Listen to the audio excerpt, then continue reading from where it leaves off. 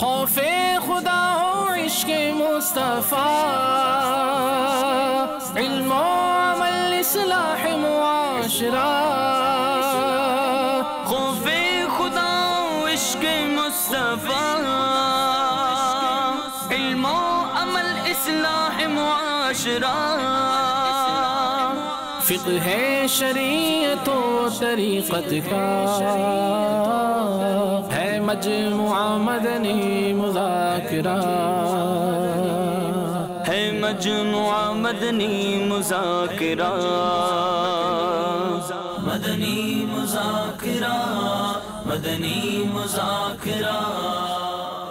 الحمدللہ رب العالمین والصلاة والسلام علی سید المرسلین، اما بعد فاعوذ باللہ من الشیطان الرجیم، بسم اللہ الرحمن الرحیم، الصلاة والسلام علیکہ یا رسول اللہ وعلی آلک واصحابک یا حبیب اللہ، الصلاة والسلام علیکہ یا نبی اللہ وعلی آلک واصحابک یا نور اللہ، نویت سنت الاعتکاف۔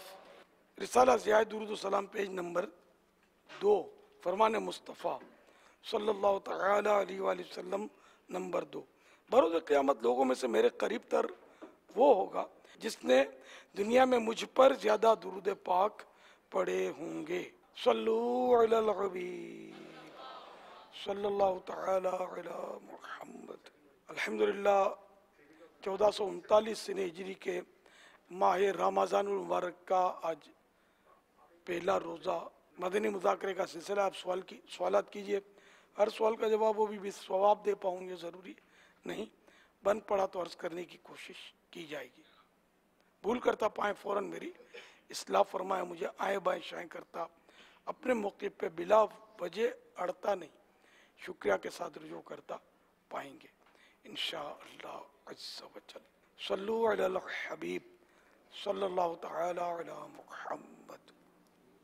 پچھلی بار جب میں عرض کی کہ گھر میں اکثر چھوٹے بچے ضد کر دیتے ہیں کہ یہ چیز کھا لیں آپ اور نہ کھائیں، بہن بھائی چھوٹے اگر نہ کھائے تو ناراض ہو جاتے، تو کیا تب بھی ہم کھا نہیں سکتے؟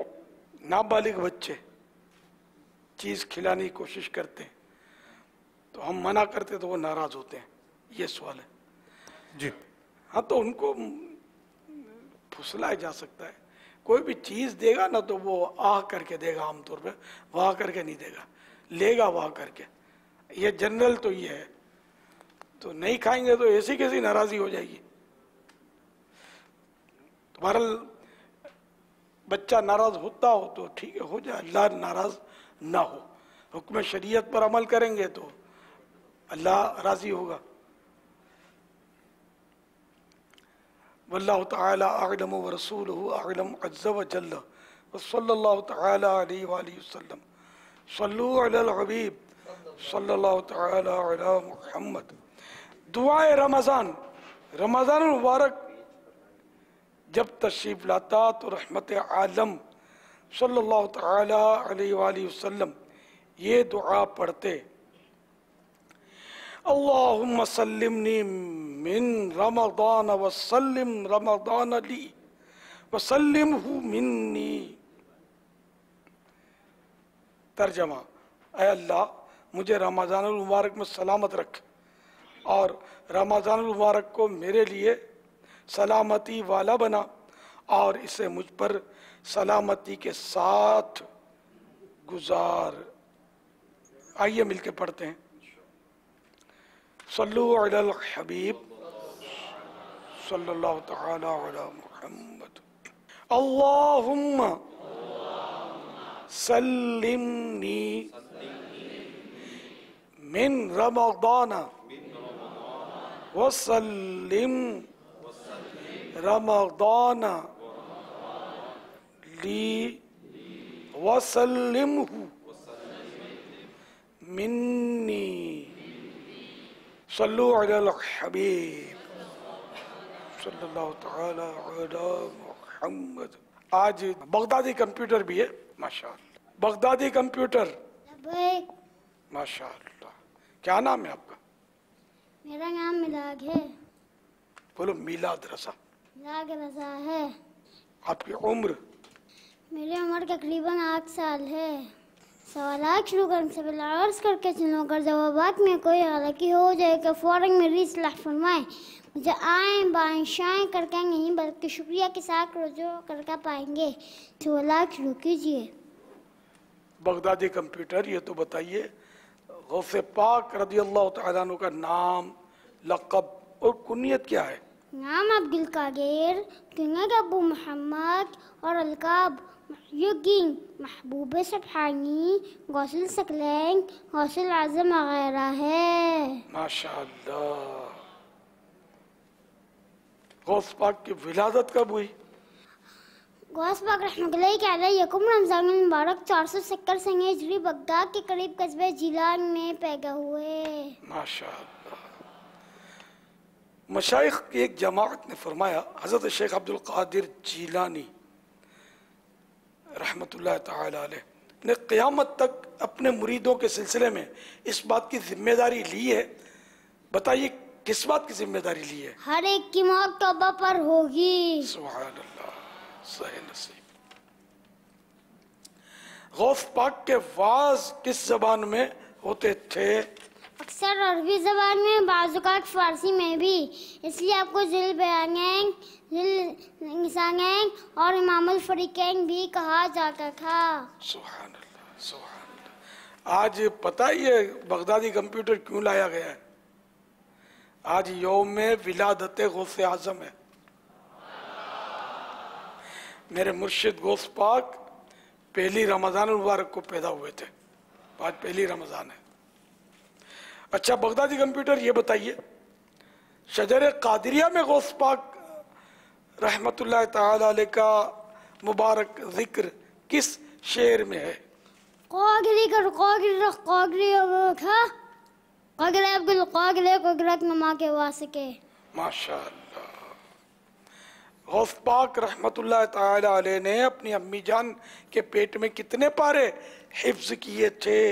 حضور غوث پاک رحمۃ اللہ کے علیہ نے اپنی والدہ کے پیٹ میں 18 پارے حفظ کیے تھے۔ سبحان اللہ۔ حضور غوث پاک رحمت اللہ تعالی علیہ کے کتنے بہن بھائی تھے؟ ان کی عمر اور نام بھی بتاتے چلیں۔ حضور غوث پاک رحمۃ اللہ کے علیہ کے صرف ایک بھائی تھے، ان کا نام سید ابو احمد رحمۃ اللہ کے علیہ تھا۔ غوث پاک رحمۃ اللہ کے علیہ سے 1 سال چھوٹے تھے، جوانی میں فوت ہوئے اور جیلان میں دفن ہوئے۔ غوث پاک کے مبارک ہاتھ پر کتنے ڈاکو، چور، فساق و فجار، فسادی اور گمراہ لوگوں نے توبہ کی؟ 1 لاکھ سے زائد لوگوں نے توبہ کی۔ اللہ اکبر، سبحان اللہ، واہ بھائی واہ، بڑے عمدہ جواب دیا آپ نے، سارے جواب صحیح دیے، ماشاء اللہ۔ صلو علی الحبیب صلی اللہ تعالی علی محمد، ماشاء اللہ۔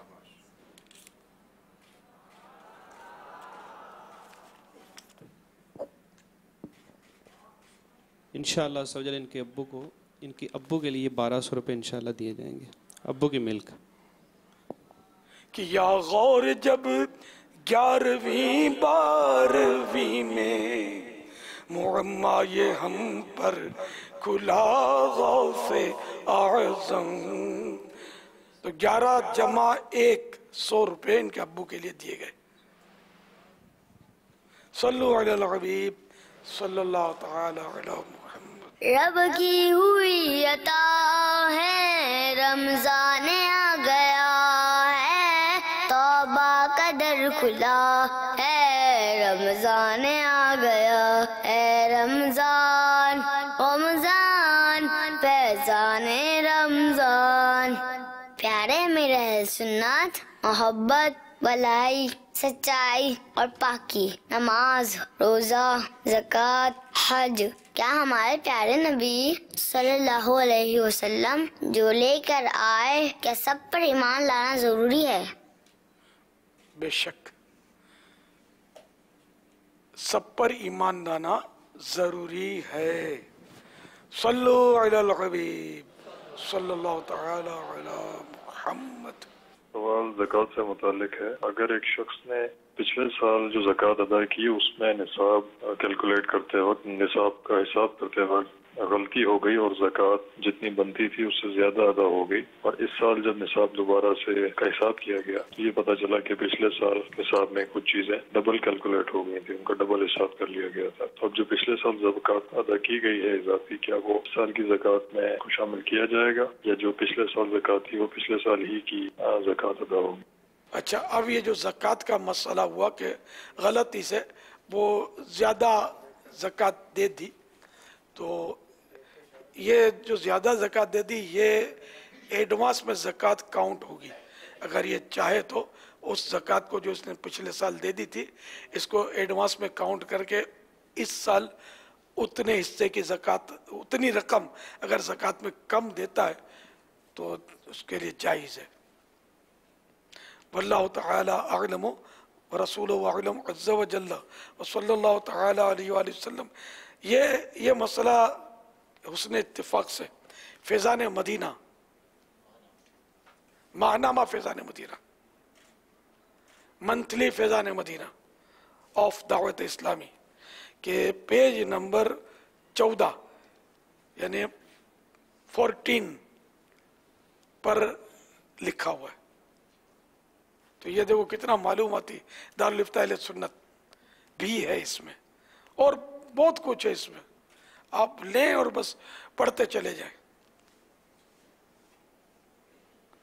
دیکھو معتکفین کے بھی کام کی بات ہے، معتکفین وغیرہ کے لیے مسجد کے آداب سے متعلق اہم مدنی پھول، یہ بھی فیضان مدینہ کے بیک ٹائٹل پر۔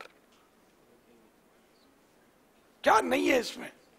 سمندر کوزے میں بند ہے اور ہدیہ صرف 35 روپیہ، 35 روپیز اونلی، اور اگر رنگین لینا چاہیں، میرے پاس اس وقت رنگین ہے، اس کے 60 روپیز، 60 روپے، پورے سال کے جمع کروا دیں، گھر بیٹھے آپ کو مل سکتا ہے۔ یہ ہمت کریں اور یہ سب کو لینا چاہیے اور پڑھنا بھی چاہیے۔ صلو علی الحبیب صلی اللہ تعالی علی محمد۔ میرا نام سمیہ اختاریہ ہے، میں ضیاء کوٹ سے بات کر رہی ہوں۔ پیارے مرشدی، آپ کی بارگاہ میں میرا سوال یہ ہے، تقویٰ کیسے ملے گا؟ ایسے کون سے کام کرنے ہوں گے جن سے انسان متقی بن جائے؟ براہ کرم اس بارے میں مدنی پھول ارشاد فرما دیجیے۔ تار کا چمن کتنے نبی تھا چمن ہے، دلارا چمن کتنا پیارا چمن، تار کا چمن کتنا میٹھا چمن۔ السلام علیکم ورحمۃ اللہ وبرکاتہ۔ وعلیکم السلام ورحمۃ اللہ وبرکاتہ۔ ماشاء اللہ، مدنی منا یا مدنی منی جی سمیہ، ماشاء اللہ، بہت اچھی آواز میں، پیاری پیاری آواز میں سوال بھی کیے، شعر بھی پڑھے۔ تقویٰ کیسے حاصل ہو؟ وہ تو رمضان شریف تو تقویٰ بانٹنے کے لیے تشریف لایا ہے، ہم لینے والے بنے۔ وہ روزے تم پر فرض کیے گئے لعلکم تتقون، کہ کہیں تمہیں تقویٰ ملے، کہیں تمہیں پرہیزگاری ملے۔ تو رمضان شریف کے روزوں کے ذریعے تقویٰ ملتا ہے۔ اب اللہ کرے کہ ہم روزے وہ رکھیں جیسے مطلوب ہیں شریعت کو، اگرچہ وہ کھانے پینے وغیرہ سے وہ ہم ایوائڈ تو کر لیتے ہیں سارا دن، کیوں روزہ بھی ہو جاتا ہے، لیکن حقیقت میں روزے کی روح جو ہے نا وہ ہم حاصل نہیں کر پاتے۔ جیسے جھوٹ، غیبت، چغلی، فضول گوئی، اس طرح کی بہت ساری باتوں سے بچنا ہوتا ہے روزے میں، ہمیشہ بچنا ہوتا ہے ظاہر، لیکن روزے میں اس کی خصوصیت ہے کہ اگر کوئی اس طرح کی بات کی تو اس سے یعنی کہ جھوٹ بولا یا غیبت کی تو اس سے روزے کی نورانیت چلی جاتی ہے اور روزہ مکروہ ہو جاتا ہے. تو پتہ نہیں کتنے مکروہات پھر معلومات نہ ہونے کی وجہ سے بے شمار لوگ ایسے ہیں جو اپنے بس زوم فاسد میں وہ روزہ رکھتے ہیں, روزہ نہیں رکھتے وہ, اس لیے کہ وہ عام طور پر یہ بچپن سے دیکھا ہے کہ فجر کی اذانیں ہوتی رہیں گی کھاتے رہیں گے, یا بھی اذان ادھر کی باقی ہے ادھر کی باقی ہے یوں بولتے ہیں, وہ اذان کا انتظار کریں گے, پھر پانی پی کر روزہ بند کرتے ہیں, حالانکہ وہ روزہ بند نہیں کر رہے, روزہ کھول رہے ہیں پانی پی کر. تو یہ اس طرح روزے ہوتے نہیں ہیں, جبکہ اذان صبح صادق کے بعد ہوئی اور ہونی بعد ہی چاہیے. صبح صادق سے پہلے تو کوئی غلط فہمی میں اذان دے دے تو دے دے, ورنہ اذان فجر کی نماز کے لیے ہوتی ہے, روزہ بند کرنے کے لیے ہوتی ہی نہیں ہے. تو ایسی صورت میں جتنے بھی روزے رکھے نا, اگر یہ پتہ چل جائے کہ صبح صادق کے بعد انہوں نے پانی وغیرہ پیا تھا, بھلے مسئلہ معلوم نہیں تھا, تب بھی وہ سارے روزے قضا کرنے ہوں گے.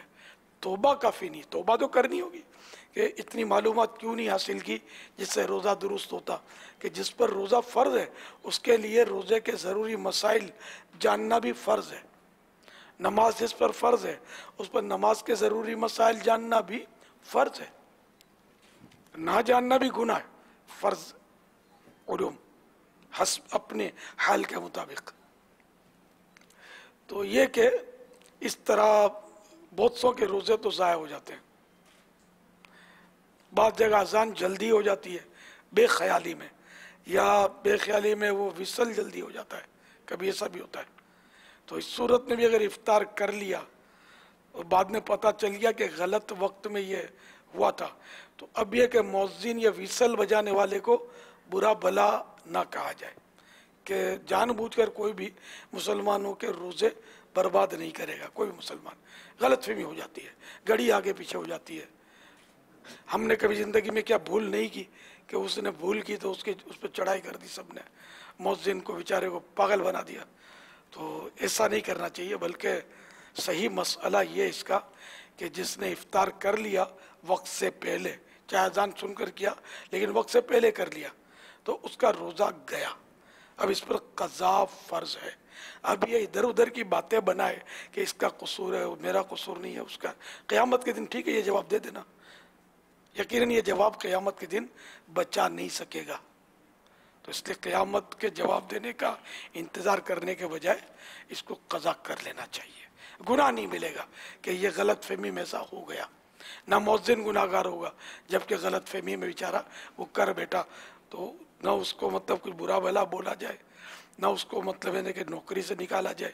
یہ وجوہات نہیں ہیں برا بھلا بولنے کی, اس کی دل آزاری ہوگی. ویسے ہی سہما ہوا رہے گا جب پتہ چلے گا کہ یہ مرے. تو کئی ایک نے چڑھائی کر دی ہوگی, تو آپ تو کم از کم نہ کریں چڑھائی, تو تھوڑا بہت تو اس کو ریلیف ملے گا. صلو علی الحبیب صلی اللہ تعالی علی محمد. گھر بیٹھ کر جیسے مؤذن سے غلطی ہو گئی, اگر گھر بیٹھ کر کوئی اس پر تبصرہ کرتا ہے تو کیا اس کے تبصرے, کیونکہ غلطی ہو گئی دنیا میں, پورے محلے نے سنا کہ اس نے غلطی کی ہے, تو کیا اس کی اس غلطی کرنے پر بھی اگر کوئی تبصرہ کرے گا, اگر لگتا ہے وہ اس کی آنکھ وانکھ لگ گئی تھی, یا لگتا ہے اس کو جلدی پیاس لگی تھی, یا بھوک بہت لگی تھی, اس طرح کر کے کوئی بھی کرے, گھر میں بیوی بچے بیٹھ کر بھی مذاق کر رہے ہوتے ہیں کہ بڑا لگتا ہے کہ آج مولوی صاحب روزہ بہت لگا, تو کیا اب غلطی تو کی اس نے اعلانی ہے, پورے محلے کو پتہ ہے, تو اب بھی کیا گھر میں بیٹھ کر اس کے بارے میں بات کریں گے تو وہ غیبت میں شمار کیا جائے گا؟ غیبت اور تہمت دونوں کی صورتیں معلوم ہو رہی ہیں. یعنی روزہ بہت لگا تھا اس لیے اذان جلدی دے دی, یہ تو سیدھی سیدھی تہمت ہے ایک مسلمان پر, اور تہمت غیبت سے زیادہ بڑا گناہ ہے. اور تہمت لگانے والا اس وقت تک ردغت الخبال میں رہے گا جب تک اس کی سزا پوری نہ ہو لے. تو ردغت الخبال یہ وہ جگہ ہے جہنم میں جہاں جہنمیوں کا خون اور پیپ جمع ہوگا, اس میں یہ تہمت لگانے والے کو ڈال دیا جائے گا. مذاق مسخری کرنے میں نہ جانے ہم لوگ کتنی تہمتیں دن رات میں لگا دیتے ہوں گے. تو یہ بھی مذاق مسخری میں ہی ہو رہا ہوتا ہے کہ اس کو روزہ لگا تھا اس لیے اذان دے دی, ये तोहमत है। अंडरस्टूड है कि बेचारा रोजा, अब सारा दिन जिसने 14 घंटे का रोजा रखा और जो 2 मिनट क्या वो इंतजार नहीं कर सकता। अजान जो जल्दी होती है 1-2 मिनट ही पहले होती है, गलत फहमी में जो होती है घंटा 2 घंटा पहले थोड़ी होती है। तो ये तोहमत नहीं लगानी चाहिए। और गीबत भी है इसमें, दर पीछे से वो ऐब तो एक उसमें हो गया कि बेचारे ने अजान दे दी, अब गलत फहमी में दी, तो अब ये कि उसको पीछे से इस तरह उस पर तनकीद करना कि वो सुनेगा तो उसका दिल तो दुखेगा ना। तो बहरहाल ये कि गीबत तोहमत से तौबा करनी चाहिए, तौबा के तकाज़े पूरे करने चाहिए। और कुफ्ल मदीना अगर ज़बान को लग जाएगा तो इंशाअल्लाह मदीना मदीना हो जाएगा। बल्कि कोई ऐसी बात करे तो उसको भी समझाया जाए कि ऐसी बात नहीं करो। ये रोकना भी ज़रूरी है। जो रोकने पर कादिर है गीबत पर कि दूसरा गीबत कर रहा है और ये रोक सकता है, तो अब इस पर वाजिब है कंपल्सरी के रोके, नहीं रोकेगा सुनेगा तो गुनाहगार होगा। तो हम अगर गीबत करते नहीं है तो रोकते भी नहीं है, तो अब ये ज़बान का कुफ्ल मदीना भी हमको काम नहीं आएगा। अब तो रोकना ज़रूरी हो गया, अब इसके लिए ज़बान खोलनी ज़रूरी है, तो खोलनी ही पड़ेगी, उसको रोकना पड़ेगा। रोकने से भी झगड़ा होता हो तो अच्छा, अब मतलब क्या मतलब कि बात भी ना करें हम आपसे, अगर ये है तो ये भी ना करें हम आपसे, तो इस तरह अगर कोई जवाब दे कि भाई आप नहीं बोलो, जैसे कि यार ये गीबत हो रही है आप ना बोलो, क्यों बता रहे हैं, तो क्या नहीं बात करें, चुप हो जाएं, चुप मरें, क्या करें? बल्कि ऐसे मौके पर जो जाहिल होता है ना वो ये जवाब देता है कि मैं कोई गलत थोड़ी बात कर रहा हूँ, वो ऐसा है जब ही तो कह रहा हूँ। ये खतरनाक है। ने गीबत को ये गीबत तस्लीम नहीं कर रहा कि गीबत की डेफिनेशन ये है कि किसी शख्स में मौजूद ऐब को बतौर बुराई पीछे से बयान करना, ये है गीबत। तो ये तो इनकार कर रहा है कि गीबत ही नहीं है, हालांकि मतलब यानी कि उसमें वो बुराई ना होती और ये बयान करता तब तो तोहमत होती, जो गीबत से बड़ा गुनाह है। लेकिन गीबत इसीलिए कि उसमें ये मौजूद है बुराई, जब ये कर रहा है। तो बहरहाल ये कि ये भी ना बोले, बात ना करें, ये भी बात करने के लिए वो ठीक है, अच्छी बात करने का किसने मना किया है? नेकी की दावत दें, हम घंटों बोल ही रहे होते हैं, अल्हम्दुलिल्लाह बात ही कर रहे होते हैं। तो ये बस शैतान वरगलाता है, नफ्स वरगलाता है, और बंदा गुनाह पर मजीद चोरी और सीना जोरी वाली तरकीब करता है। अल्लाह ताला हम सबको हकीकी मानों में ज़बान का कुफ्ल मदीना नसीब फरमाए। अमीर सुन्नत के ऑफिशियल फेसबुक पेज पर सवाल है कि ये वलीद हैं चांदी वाला, कहते हैं रोज़े की हालत में नाक में पानी कैसे डालें वज़ू और गुस्ल में?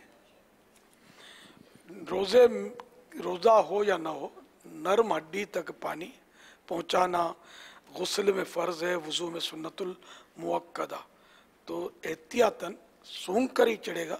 एहतियातन मतलब यानी सूंघे, हाँ दिमाग के अंदर चढ़ गया तो रोज़ा टूट जाएगा, रोज़ा जबकि याद हो। तो एहतियात से चढ़ाएंगे तो नहीं चढ़ेगा इंशाअल्लाह। आधा चुल्लू बहार शरीफ में लिखा है, आधा चुल्लू काफ़ी है नाक में पानी चढ़ाने के लिए। पूरा चुल्लू लेना इसराफ है कि पानी ये ज़ाया होना हुआ। तो कम पानी लेंगे तो कम चढ़ेगा, और एकदम अगर ये असर होता जल्दबाजी में, नल खुला हुआ दर, तो ये फिर चढ़ जाएगा, ख़तरा है। तो इत्मीनान से करेंगे ना वुज़ू तो इंशाअल्लाह तरकीब बन जाएगी। अवाम बोलते हैं कि वुज़ू जवान का सा नमाज बूढ़ों की सी, उस वक्त होगा मुहावरा, ना हो सकता। अब तो जवान और बुढ़ा क्या वुज़ू खाने पर रमज़ान में तो लाइन होती होगी, अबे चल जल्दी कर, ओए जल्दी कर, जमात का टाइम हो गया जल्दी कर। वो जल्दबाजी में बेचारा वो घबरा के कुछ कर डालता होगा। तो ऐसा नहीं करना चाहिए, जल्दी नहीं मचानी चाहिए। जो वुज़ू कर रहा है वो सही वुज़ू तो करे, इधर उधर सूखा रह जाएगा आपके कहने की वजह से घबराहट में बेचारे की, तो नमाज नहीं होगी। अखलाकियात यानी हुस्न अखलाक के भी खिलाफ है ये। आपको इतनी जल्दी थी तो घर से वुज़ू करके आते। वुज़ू खाने तो अब हैं मस्जिदों में, पहले कहाँ थे? पहले लोग घरों से ही वुज़ू करते थे। और حدیثوں میں جو نماز کے لیے وضو کرنے کے فضائل جو مجھے یاد پڑتا انہیں پڑے وہ گھر سے ہی وضو کرنے کے، وضو کر کے چلا، گھر سے وضو کیا، کامل وضو کیا، وضو کر کے مسجد میں آیا، اس طرح یہی سمجھ میں آتا ہے کہ پہلے مسجدوں میں وضو خانے نہیں ہوتے تھے. اب بھی مسجد نبوی شریف کا وضو خانہ بھی باہر ہے، حرم شریف کے وضو خانے بھی باہر ہیں، ہمارے یہاں مسجد کی عمارت کے اندر ہے. عام طور پہ اب عمارت کے اندر ہوتے ہیں لیکن وہاں باہر ہے، حرمین طیبین کی مسجدین کریمین. وضو کر کے چلتے چلتے بھی ذرا کچھ وقت لگتا ہے، تو اس لیے بہرحال اپنے گھر سے وضو کرنا چاہیے، ورنہ یہ کہ جلدی نہیں مچانی چاہیے. اور جماعت کی سب کو فکر ہونی چاہیے یہ کہ بالکل این ٹائم پر اٹھتے ہیں آستینیں چڑھا کر جماعت کے وقت پر اور وضو کرتے ہیں. اذان سے پہلے ہی وضو کر کے اگر تیار ہو جائیں، اور ایسے بھیڑ بھاڑ کے موقع پہ تو زیادہ مناسب یہی ہے کہ اذان سے پہلے ہی بندہ وضو کر لے تو وضو خانے میں رش بھی کم ملے گا. اور بد اخلاقی کی بھی نوبت ہی نہیں آئی ہے، عادت تو ہے لیکن اب نوبت ہی نہیں آئی تو بچ گیا نا، دل آزاری کرنے سے، گناہ سے بچ گیا. تو آپ بھی کبھی بھی صرف بد اخلاقی نہیں کیا کریں، جھاڑنا اور تو تکار یہ بازاری لوگوں کا انداز ہے. ابے اڑے اتنی دیر لگا دی، یہ بازاری سٹائل نہیں ہونا چاہیے. محبت، پیار، نرمی یہ آدمی کے دل کو خوش کرتی ہے، ثواب دلاتی ہے. اور بد اخلاقی اور رف لینگویج سے آدمی کا دل ٹوٹتا اور دکھتا ہے، بچنا چاہیے اس سے. صلو علی الحبیب صلی اللہ تعالی علی محمد. کسی نے سوشل میڈیا پہ دیا تھا کہ طوطا تیکھی مرچی کھا کر میٹھا بولتا ہے اور بندہ میٹھا کھا کر تیکھا بولتا ہے. بڑا یہ بھی پیارا، یہ لوگ بناتے ہیں اس طرح کے، بعض بہت اچھے ہوتے ہیں. یہ عمر حسین شیخ کہتے ہیں کہ روزے کی حالت میں آنکھ میں دوا ڈال سکتے ہیں. آنکھ میں دوا ڈالنے سے روزہ ٹوٹ جاتا ہے. واللہ تعالی اعلم ورسولہ اعلم عز وجل وصلی اللہ تعالی علیہ وآلہ وسلم. اس لیے کہ آنکھ میں جو سوراخ ہے نا، منفذ بولتے ہیں اس کو، سوراخ، یہ ہول، ہاں یہ ہول ہے سوراخ، یہ آر پار حلق میں جاتا ہے. یہ تھوک والا مسئلہ بہت آتا ہے کہ تھوک نگلنے سے کیا روزہ ٹوٹ جاتا ہے. اب یہ بار بار بتانا پڑتا ہے. منہ میں تھوک جو ہے وہ نگلنے سے روزہ نہیں ٹوٹتا. ایک تعداد ہے جو روزے میں تھکتی رہتی ہے بار، شاید اسی غلط فہمی میں، اسی غلط فہمی میں. نے بار بار تھوکنا تو ویسے ہی کراہیت کا باعث ہے دیکھنے والوں کے لیے. تھوکنے کی ضرورت بھی نہیں، بار بار نگل سکتا ہے، پھر اتنا آئے گا بھی نہیں، نگلنے کی ضرورت ہی نہیں پڑے گی. یہ وہمات پالیں گے تو پھر تھوک بنتا رہے گا. میں نے جملہ بولا، یاد رکھنا، منہ میں جو تھوک ہے وہ نگلنا. اب کسی نے ہتھیلی پر لیا اور نگل لیا، آپ بولیں گے یہ کیسے ہو سکتا ہے؟ ہو سکتا ہے اسے. کسی بزرگ سے تھوک ڈلوایا، لعاب دہن، پیارے آقا صلی اللہ تعالی علیہ وآلہ وسلم کے لعاب دہن کے تو صحابہ کرام حریص ہوتے تھے. تو اگر کسی بزرگ سے تھوک لیا، ہاتھ میں لے لیا، اب نگل گیا، تو یہ کہ بھئی ہم نے مدنی چینل پر سنا تھا کہ تھوک نگلنے سے روزہ نہیں جاتا، اب تو روزہ ٹوٹ جائے گا. روزہ ٹوٹ جائے گا، بلکہ یہاں تو کفارے کی صورت پائی گئی تو کفارہ بھی آئے گا کہ یہاں تبرکن یہ تھوک لیا ہے نا. کہ اپنے تھوک سے تو بندے کو کراہیت ہوتی ہے، بزرگوں کے تھوک سے کراہیت نہیں بلکہ رغبت ہوتی ہے. صلو علی الحبیب صلی اللہ تعالی علی محمد. پانی آنکھ میں ڈالا یا چلا گیا، اس سے روزہ نہیں جاتا. دوا ڈالی تو روزہ ٹوٹ جائے گا. اور کسی کو روزہ یاد نہیں تھا اور دوا ڈال دی آنکھ میں تو روزہ نہیں ٹوٹے گا، کیونکہ یاد نہ ہونے کی صورت میں تو پیٹ بھر کے کھانا کھا لیا تب بھی روزہ نہیں ٹوٹتا. صلو علی الحبیب صلی اللہ تعالی علی محمد. عاشق ماہ رمضان امیر اہل سنت کی خدمت میں عرض ہے کہ ہفتہ وار اجتماع اور مدنی مذاکرے کے لیے ہم نے حاجی محمد سلیم اتاری گلزار طیبہ سرگودہ کو پاکستان سطح پر ذمہ داری دی.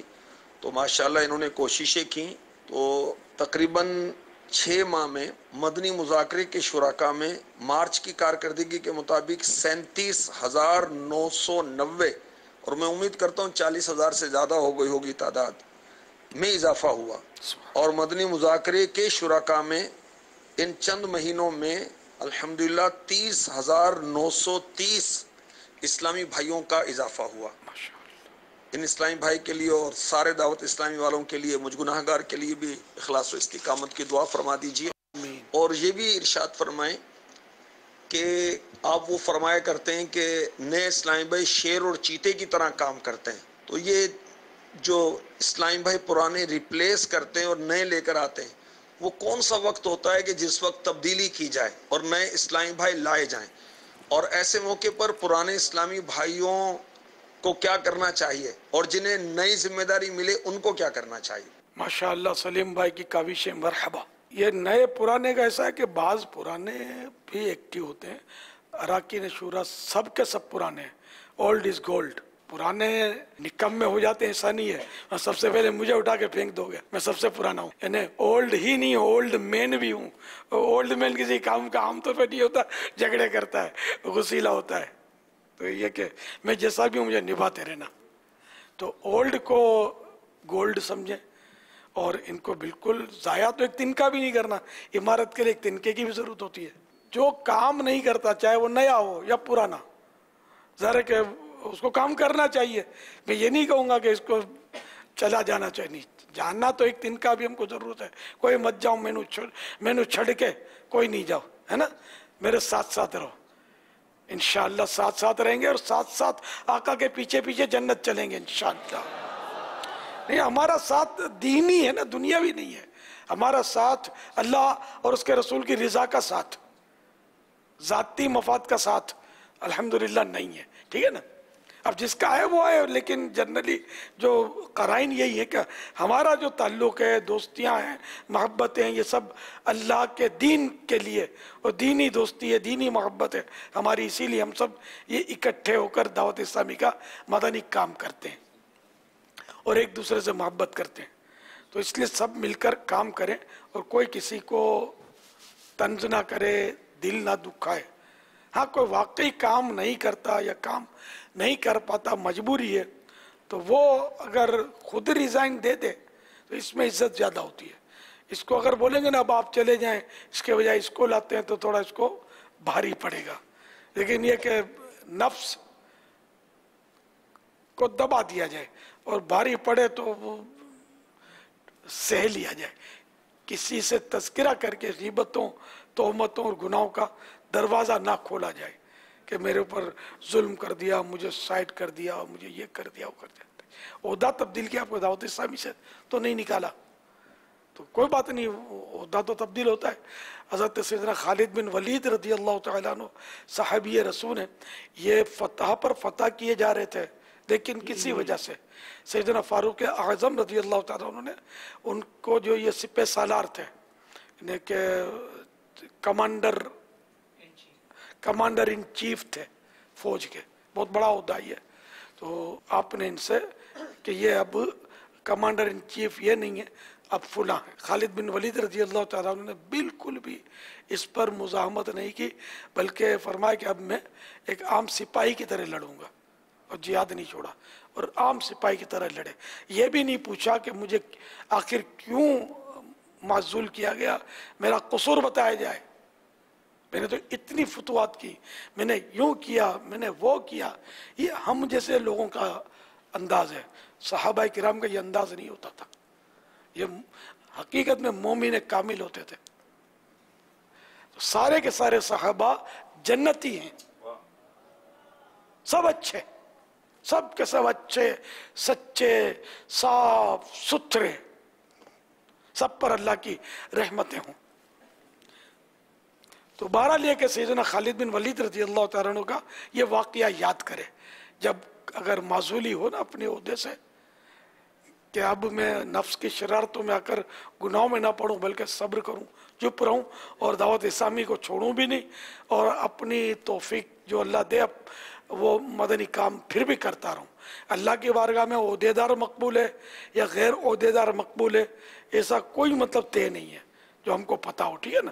تو اس لیے ہم کو تو اللہ کی رضا کے لیے کام کرتے رہنا چاہیے.